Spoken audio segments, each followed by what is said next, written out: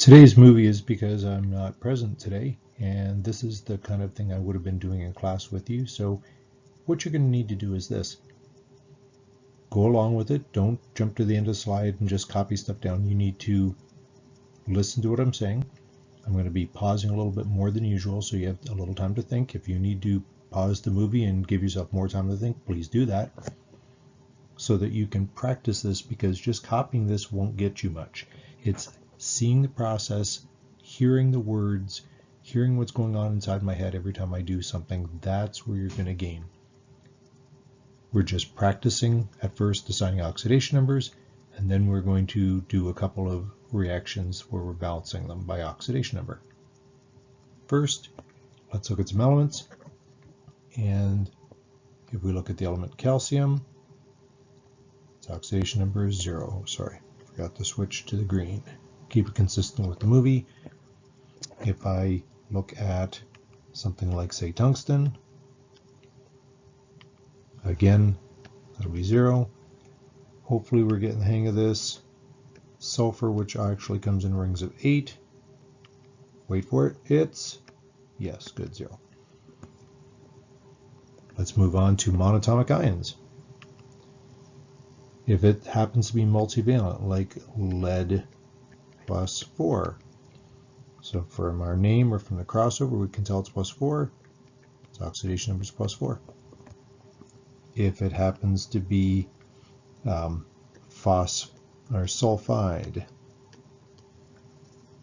again, okay, monatomic ions, pretty straightforward. Let's move on to hydrogen. Okay, we did a few examples of these, but just, okay, this happens a lot. So H2S, hydrogen is typically plus 1, and sulfur is negative 2. Again, we can get some hints from that from the crossover rule. So even though this is a molecular compound, crossover rule can give us some good hints. If I've got a chemical like, well, I don't know how many more we need to do of hydrogen. Potassium hydride, the metal will be positive 1, the hydrogen will be negative 1. Oxygen, again, oxygen, most of the time it's not solving for oxygen that's a little bit challenging. I guess I could do one like the Hoff. All right, so hydrogen is normally plus 1, fluorine is normally minus 1. Okay, so underneath where we're doing our math, plus 1 something minus 1 has to add up to 0. When I take those two numbers, plus 1 minus 1 equals 0, so oxygen in this case has to be 0. That happens every once in a while, not too often. Most time oxygen is 0, like Na2O. Sodium, plus 1, oxygen, minus 2. These are usually not that challenging compared to the other ones. So I'm going to move on to the next slide in 3, 2, 1.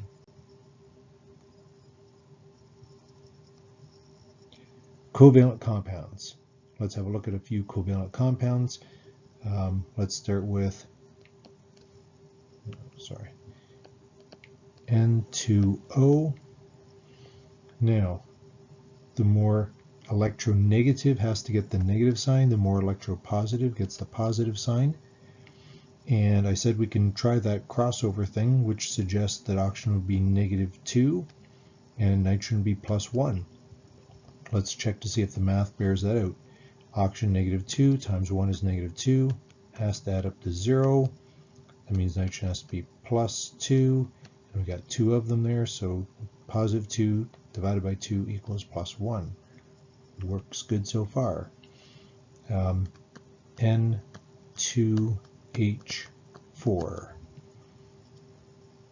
All right, so hydrogen's normally plus 1.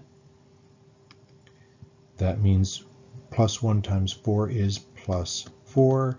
Has to add to 0. Negative 4 will make that work just fine. And then when we divide by the 2, we're going to get negative 2 for the nitrogen. Let's try something else. P2O5. Again, oxygen being -2.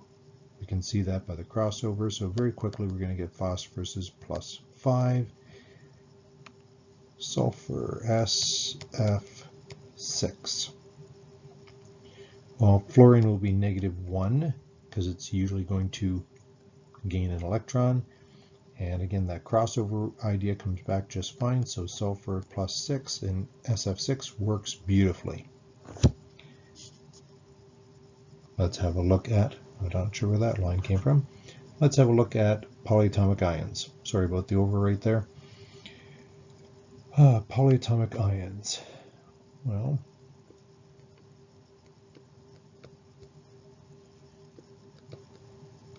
permanganate, MnO4 with a -1 charge. Start with oxygen, -2. -2 times 4 is -8.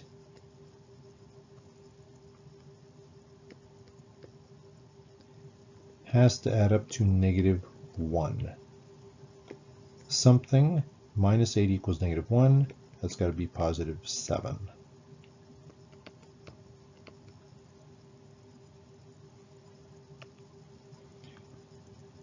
Let's try something a little more complicated. H2CO2, carbonous acid. Hydrogen's normally +1, oxygen is normally -2. Notice how when there's multiples, we're usually solving for the one in the middle. -2 times 2 is -4. Has to add to 0. +1 times 2 is +2. If we add those two numbers, we get -2. Change the sign and we get +2. And since there's only one carbon, we don't have to divide that by anything, so carbon in this case is +2. Let's include a multivalent this time. Let's go with FeSO3.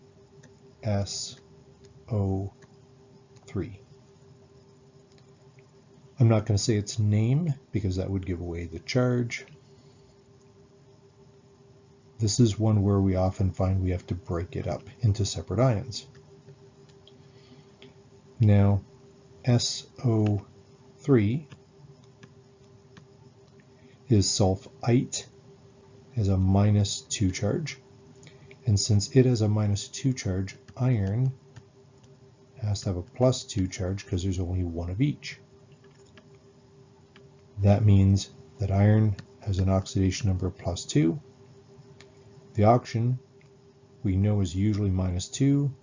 The -2 times 3 is -6. This is a polyatomic ion, has to add up to -2. So the sulfur in this case is going to be +4 because 4 minus 6 is -2. So sulfur in this case will be +4. Often when you have a multivalent cation in the structure, you have to break it up into the ions or go back to using the crossover rule to figure something out. That's it for the practice for assigning oxidation numbers. Hopefully that gives you enough practice. If not, there are some more additional questions on practicing this in your textbook that will hopefully help you. Moving on now.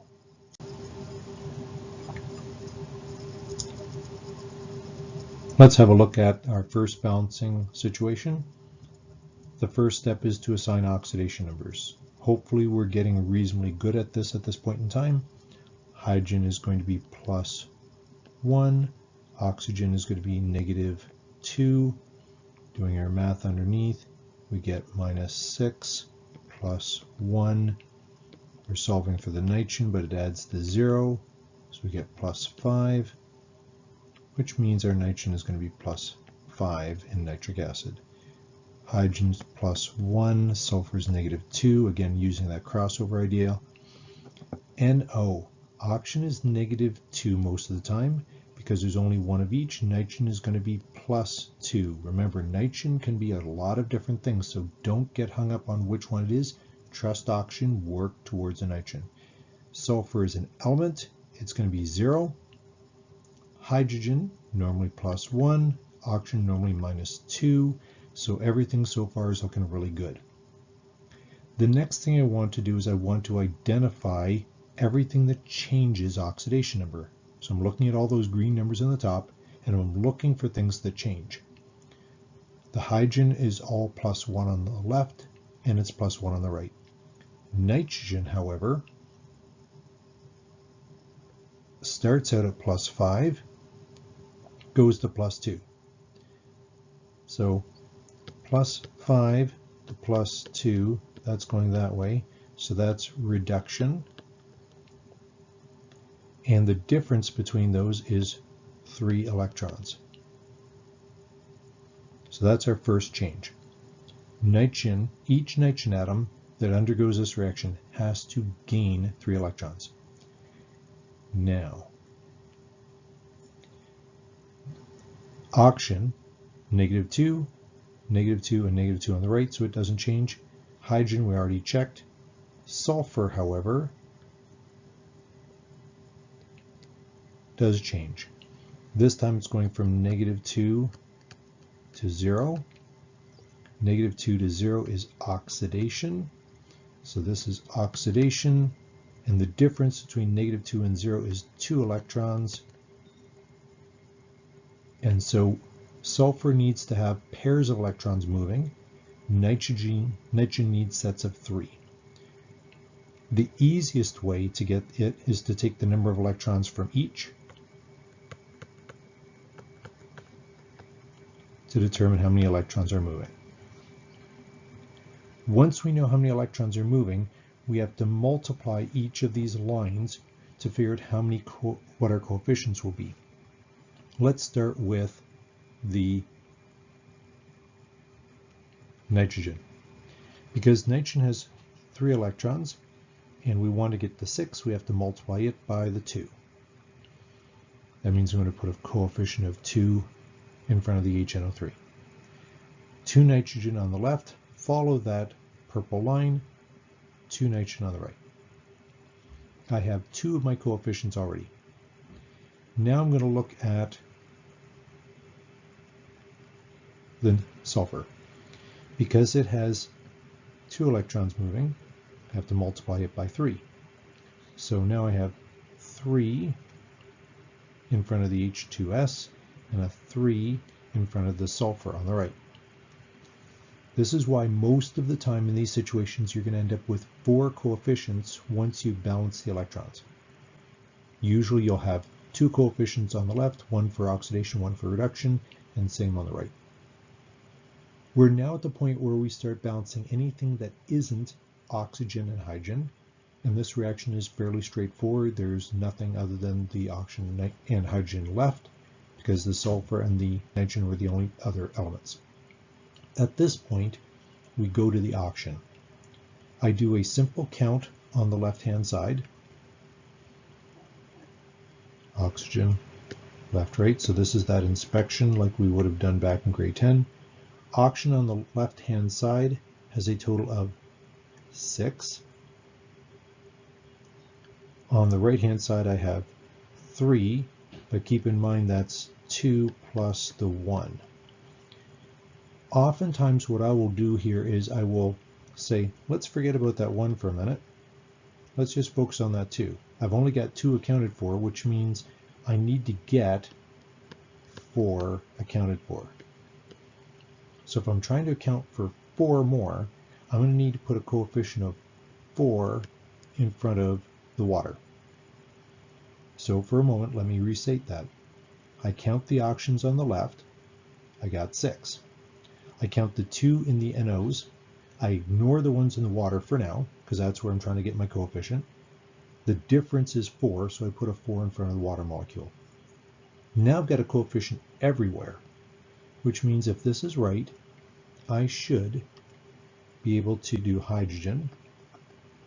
Left-hand side is 2 plus 6 which is 8. Because I have 2 with the nitric acid and 6 more from the hydrogen sulfide. The water has 8, which means we're all set. This is a relatively straightforward balancing by oxidation number question. So remember the process. Assign oxidation numbers, identify the ones that change, figure out how many electrons have to be moving, use the number of electrons moving to write coefficients for as many substances as possible, balance the rest of the elements that aren't oxygen and hydrogen, then do oxygen, lastly do hydrogen. We're going to move on to the last example in 3, 2, 1. It says balancing number 2, and this one's a little tougher because it's a little tougher. It's a little tougher because now we've got some subscripts on the chemicals, those elements that are changing oxidation number. I'm going to show you how to handle the subscripts. The other thing that's going to happen is not all of the element changes oxidation number, meaning it is possible to have not every atom of an element changing oxidation number. The example we're going to look at is this. So we've got potassium dichromate and hydrochloric acid making 4 different things. It's going to make potassium chloride, chromium 3 chloride, chlorine, and water. And my apologies, I forgot to make the 3 a subscript for the CrCl3. We're going to start by assigning our oxidation numbers. And potassium is +1 because it's in group 1. Oxygen is -2 because it normally is. When I go underneath to do the math, I get +2 for the chromium and -14 for the oxygen. Has to add to 0. +2 minus 14 is -12. When I reverse the sign on that, I get +12. And +12 divided by that 2 is +6.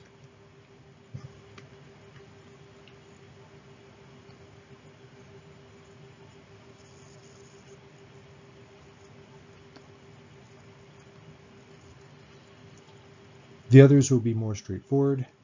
Hydrogen is +1, chlorine is -1, potassium is +1, chlorine is -1.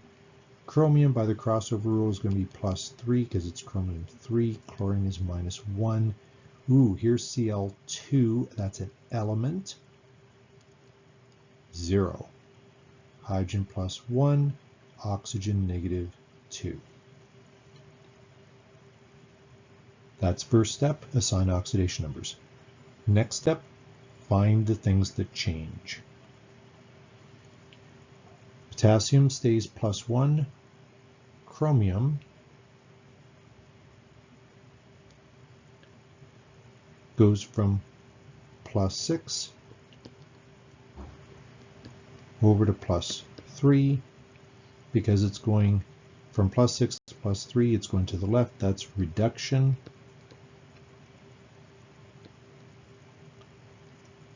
But here's the problem. There are 2 chromium going from +6 to +3.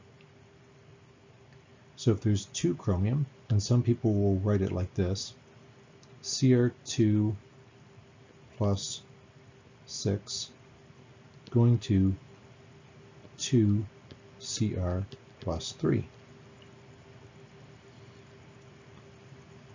The 2 here is because of the subscript 2 here, so we're keeping track of our count.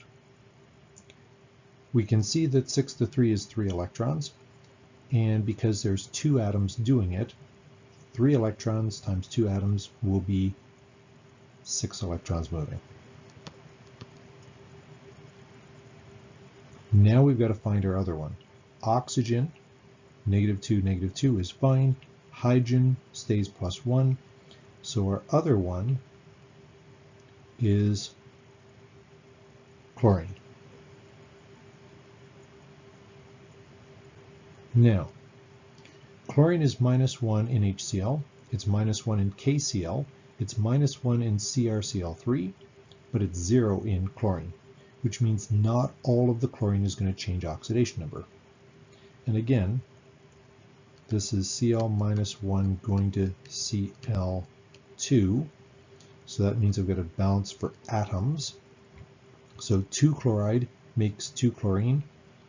Again, this is -1 going to 0. This is going to the right, so it's oxidation, which is what we want, because we want 1 reduction, 1 oxidation. And there are 2 atoms, each going to give up 1 electron. So that means we're going to have 2 electrons. So we have 6 electrons moving here and 2 electrons moving there. This time, what we're able to say is, no problem. We're going to need to triple the amount of the chlorine that we've got in order to get the right number of electrons for the chromium. So we don't have to go 2 times 6 equals 12. We can just multiply this reaction times 3. And the other reaction will be just times 1. That gets us a total of 6 electrons. If we're good with our 6 electrons, now we can go back and say, okay, what coefficients did we use? Well, in order to get the 6 electrons, we needed a 1 and a 2.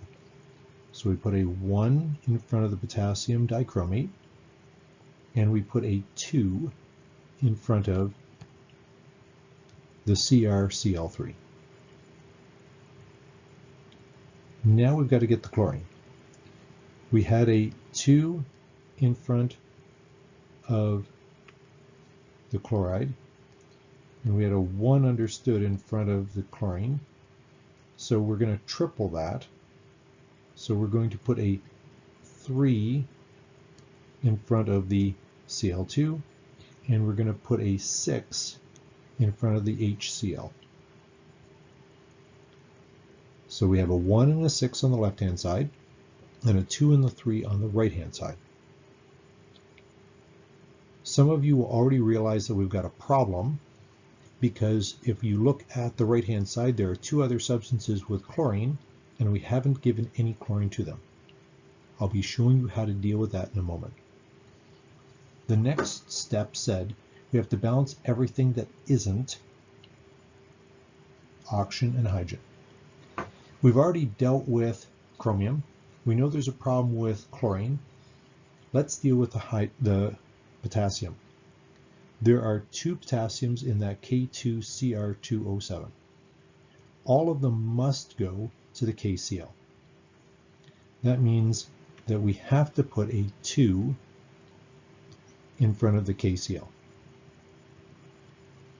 Now we've got everything but the water done, but we know we've got a problem with chlorine. So let's deal with that chart that we made up last time and see how we're doing with that. So the element, left-hand side, right-hand side. We've already looked at the potassium. We said we had 2 on the left, and so we put a 1, and now we've changed it to a 2, and it's fine. We've got a problem with chlorine, which we're going to fix next. And if everything's good there, we'll be able to take care of oxygen, and lastly use hydrogen as a check. We know there's a problem on the left-hand side, so let's forget that for a moment. Let's count the right-hand side. There are 2 in the KCl. There's 6 in the CrCl3 because there's 2 of them. Plus there's another 6 in the Cl2, which is a total of 14. And we only accounted for 6 of them with the HCl. So we're going to have to change the number on the left-hand side. That's okay. When you have some that change and some that do not change, we always end up adding. So now the left-hand side is not going to be 6, but it's going to have to be 14. That's okay. Now we have on the left-hand side a 1 and a 14. We have a 2, 2, and 3, and we have no coefficient in front of the water. Fantastic. Last time what we did was we said left-hand side oxygen, okay, we've got 7. The right-hand side, if we ignore the water, we have 0. And so we need to get 7 more. So if I put a 7 in front of the H2O, that will get us our 7. Now we're going to count the hydrogens. If everything is balanced with all these weird numbers, it should work out perfectly. The left-hand side has 14, because that's the 14 in front of the HCl. 7 times 2 is 14 for the hydrogen, which means this one is good. A little more complicated. It's okay if you aren't quite catching all those pieces yet, because we addressed 2 issues this time. The subscript on the Cr2 as well as the Cl2 on the right. So both situations had subscripts. That's okay, we can handle them. And we had to deal with the chlorine, some of it changing oxidation number and some not. My suggestion is for you to scroll back to the start of the slide, and assuming you've already copied it, just sit back and watch it again so you can pick up some of the details that maybe the first time you didn't quite catch. I know this is a longer version, but I would have taken about this long in class to go through this example in class, so that's how long it is. Thanks for watching.